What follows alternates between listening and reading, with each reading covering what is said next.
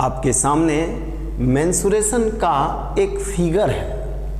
Figure में क्या है, एक क्वाड्रेंट, एक वृत्त का चतुर्थांश है जिसमें ए से डी को मिलाया गया है, डी से यहाँ सी को मिलाया गया है, यहाँ 90 डिग्री का कोण है। क्वेश्चन पूछ रहा है ओसी की लंबाई क्या है, ओसी बराबर क्या, ओसी निकालें, यानी ओसी का मान बताना है।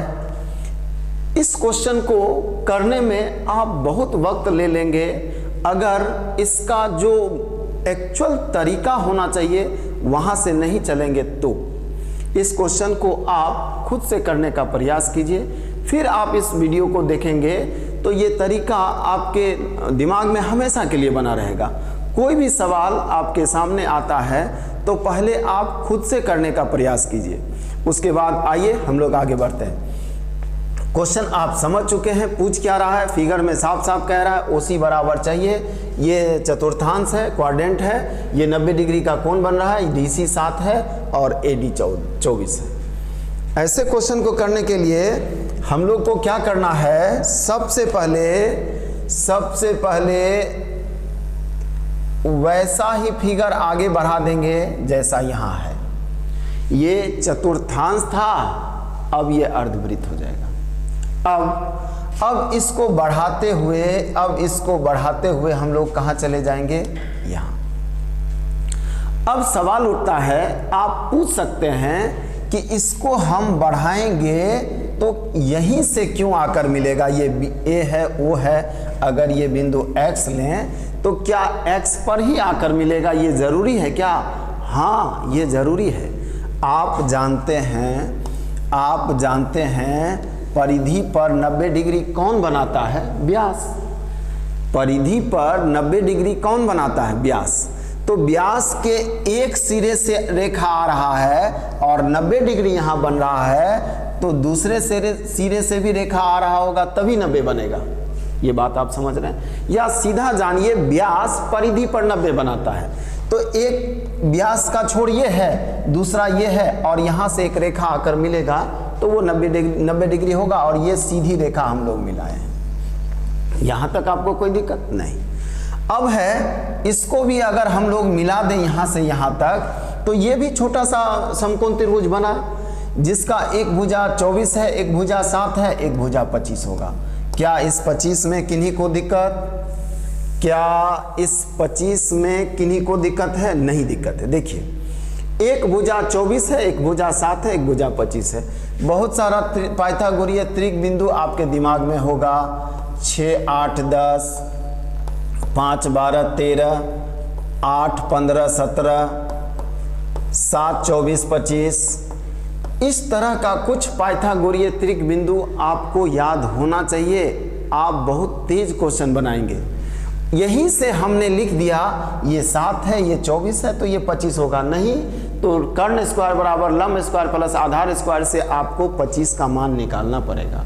आपको निकालने का जरूरत नहीं लगेगा अगर कुछ पाइथागोरीय त्रिक बिंदु आपको याद है तो। अब आइए, यहाँ से यहाँ 25 है तो ये भी 25 होगा। यहाँ भी आप पूछ सकते हैं कि क्यों दोनों बराबर होगा। तो देखिए, ये दोनों त्रिभुज में अगर तुलना करें तो ये बराबर, ये दोनों आर बराबर होगा, और ये ओसी तो कॉमन ही है और दोनों में 90 डिग्री है। इससे त्रिभुज क्या हो गया, सर्वांगसम।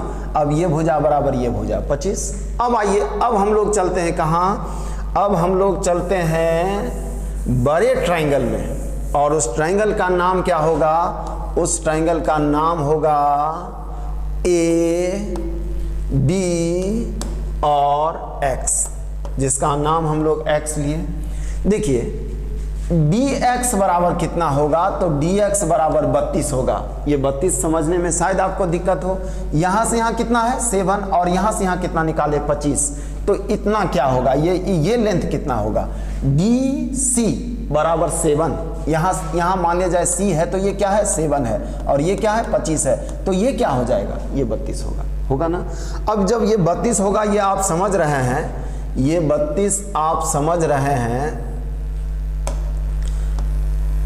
तब ये देखिए ये क्या है, ये 24 है, ये 32 है, और ये 90 डिग्री का कोण है, तो ये कर्ण हो गया।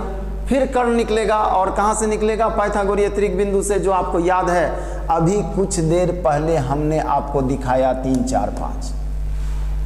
पाइथागोरीय त्रिक बिंदु 3, 4, 5, और पाइथागोरीय त्रिक बिंदु का गुणज भी पाइथागोरीय त्रिक बिंदु होता है, ये आपको पता होना चाहिए। मतलब अगर इस 3 को 8 से गुना कर दें तो 24, 4 को 8 से गुना कर दें तो 32, और 5 को 8 से गुना कर दें तो 40। क्या ये भुजा पाइथागोरीय त्रिक बिंदु नहीं होगा? होगा। तो भुजा तो यही है ना, एक 24 है, एक 32 है, तो ये क्या होगा? 40। अब आप यहां से यहां तक पहुंच गए, इसका मान 40 है, यानी व्यास 40 है, यानी व्यास 40 है। और व्यास 40 है तो त्रिज्या आपको बताने का जरूरत है क्या? नहीं, आप खुद कहिएगा ये 20 है, ये 20 है। अब हम लोग चलेंगे किस त्रिभुज में? तो अब हम लोग चलेंगे छोटे वृत्त COX में। अब देखिए गौर से, COX में ये कितना निकाले? सबसे पहले हम लोग 25 निकाले थे, ये कितना निकाले? 20। तो कर्ण है, आधार है, लंब नहीं निकलेगा क्या? फिर आप फॉर्मूला लगाएंगे, लंब बराबर कर्ण स्क्वायर माइनस आधार स्क्वायर अंडर रूट। नहीं, आपको पाइथागोरीय त्रिक बिंदु से ही यूज लेना, फिर देखिए इसका यूज होगा। अभी हमने समझाया 3, 4, 5 पाइथागोरीय त्रिक बिंदु है, और इसका गुणज भी पाइथागोरीय त्रिक बिंदु होता है। इसको अगर हम 5 से गुना करें तो ये 20 होगा, इसको 5 से गुना करें तो 25 होगा, और इसको 5 से गुना करें तो ये 15 होगा। मतलब ये भुजा क्या होना चाहिए? 15। और यही OC आपको चाहिए, आपको ये चाहिए क्या? और OC बराबर क्या? OC बराबर 15। ये आपका आंसर है। हम उम्मीद करते हैं कि ये सवाल आप समझ पाए होंगे। सवाल थोड़ा सा मुश्किल है, अगर ये काम जो पहला स्टेप हम लोग लिए वो नहीं लेंगे तो शायद इस क्वेश्चन को आप बहुत समय लेंगे बनाने में, शायद आपसे बने भी नहीं। तो किस क्वेश्चन में पहला स्टेप क्या होना चाहिए, अगर वो नहीं कर पाते हैं तो क्वेश्चन करना बहुत मुश्किल होगा। आइए हम लोग मिलते हैं अगले वीडियो में ऐसे ही क्वेश्चन के साथ, जो क्वेश्चन करने में आपको बहुत परेशानी हो रही है। धन्यवाद।